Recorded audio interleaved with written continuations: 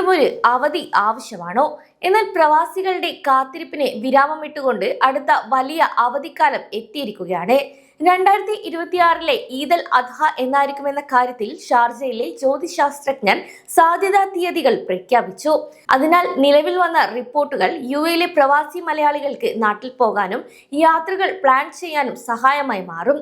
കഴിഞ്ഞ ദിവസം Sharjah Academy for Astronomy, Space Science and Technology പുറത്തുവിട്ട വിവരങ്ങൾ അനുസരിച്ച് 2026 മെയ് 18 തിങ്കളാഴ്ചയായിരിക്കും ദുൽഹിജ 1-ാം തീയതി.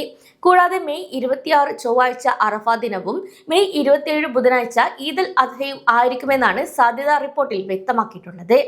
നേരത്തെ തന്നെ തീയതി സംബന്ധിച്ച് ചില സൂചനകൾ വന്നിരുന്നു. എന്നാൽ അത് കഴിഞ്ഞ വർഷത്തെ തീയതിയും മറ്റും നോക്കിയായിരുന്നു.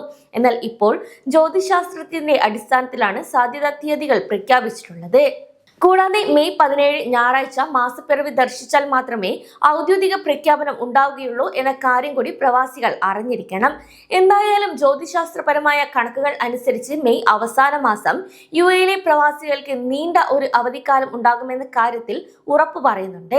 അതേസമയം ഈദ് അൽ അദ്ഹ സാധ്യതാ തീയതികൾ പ്രഖ്യാപിച്ചപ്പോഴും വിദ്യാർത്ഥികൾക്കും ഈ അവധി ബാധകമാണോ എന്ന സംശയമാണ് കൂടുതലായും ഉയർന്നു വന്നത്. കാരണം നീണ്ട അവധിക്ക് ശേഷം സ്കൂളുകൾ വീണ്ടും സജീവമായത് ഉള്ളൂ. ആ ഒരു സാഹചര്യത്തിൽ ഒരു നീണ്ട അവധി വന്നാൽ അത് അക്കാദമിക് മികവിനെയും പഠിപ്പിനെയും ബാധിക്കില്ലേ എന്നാണ് മാതാപിതാക്കളുടെ സംശയം.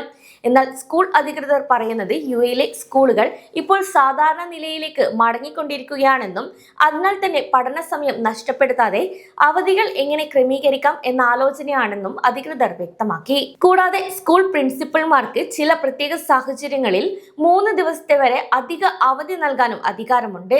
അതായത് ഔദ്യോഗിക അവധി ബുധനാഴ്ച അവസാനിക്കുകയാണെങ്കിൽ അതോറിറ്റിയുടെ അനുമതിയോടെ വ്യാഴാഴ്ച കൂടി അവധി നൽകി ആ ആഴ്ച മുഴുവൻ അവധി നൽകാനുള്ള സാധ്യത കൂടുതലാണ്.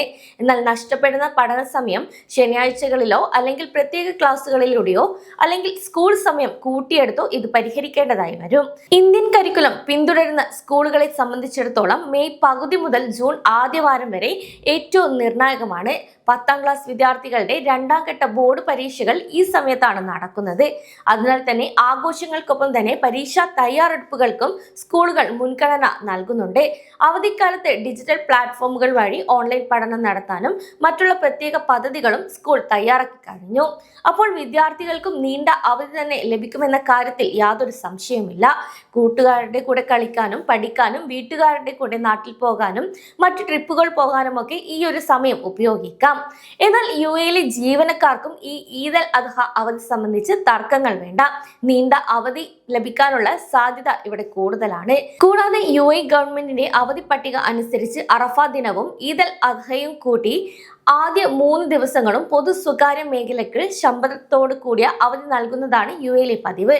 അങ്ങനെ വന്നാൽ ജ്യോതിശാസ്ത്ര കണക്കുകൾ അനുസരിച്ച് 2026 മെയ് 26 ചൊവ്വാഴ്ച അറഫ ദിനവും മെയ് 27 ബുധനാഴ്ച ഈദ് അൽ അദ്ഹയും 1-ാം ദിവസവുമായിരിക്കും. ഈ ഒരു കണക്കുകൾ ശരിയായാൽ മെയ് 26 ചൊവ്വാഴ്ച മുതൽ മെയ് 29 വെള്ളിയാഴ്ച വരെയായിരിക്കും ഔദ്യോഗിക അവധി ലഭിക്കാനുള്ള സാധ്യത കാണുന്നത്. കൂടാതെ യുഎയിലെ മിക്ക കമ്പനികളും വാരാന്ത്യ അവധി ശനി ഞായർ ദിവസങ്ങളിലാണ് നൽകി വരുന്നതും. ഔദ്യോഗിക പെരുന്നാൾ അവധി വെള്ളിയാഴ്ച അവസാനിക്കുന്നതോടെ ശനിയും ഞായറും കൂടി ചേർത്ത് ആകെ 6 ദിവസത്തെ തുടർച്ചയായ അവധി ജീവനക്കാർക്ക് ലഭിക്കാൻ സാധ്യത. ഒപ്പം ചൊവ്വാഴ്ച തുടങ്ങുന്ന അവധി ഞായറാഴ്ച വരെ നീളുന്നത് വഴി പ്രവാസികൾക്ക് വലിയൊരു വെക്കേഷൻ തന്നെയാണ് ലഭിക്കുന്നതും. എന്നാൽ ഇത് ഉറപ്പുവരുത്താൻ യുഎയുടെ ഔദ്യോഗിക അറിയിപ്പുകൾ വരുന്നത് വരെ കാത്തിരിക്കണം. അതേസമയം യുഎയിലെ തൊഴിൽ നിയമം അനുസരിച്ച് പൊതു അവധികൾ സ്വകാര്യ മേഖലയ്ക്കും ബാധകമാണ്. എന്നാൽ ചില പ്രത്യേക തൊഴിൽ മേഖലകളിൽ, അതായത് ഹോസ്പിറ്റാലിറ്റി, റീറ്റെയിൽ, സെക്യൂരിറ്റി ജോലി ചെയ്യുന്നവർക്ക് അവധി ദിവസങ്ങളിൽ ജോലി ചെയ്യേണ്ടി വന്നേക്കാം. അങ്ങനെയുള്ള ഈ ഒരു സാഹചര്യത്തിൽ നിയമപരമായ ഓവർ ടൈം അലവൻസിനോ അല്ലെങ്കിൽ പകരമായി മറ്റൊരു ദിവസത്തെ അവധിക്കോ ജീവനക്കാർക്ക് അർഹതയുണ്ട് എന്ന കാര്യം മറക്കരുത്.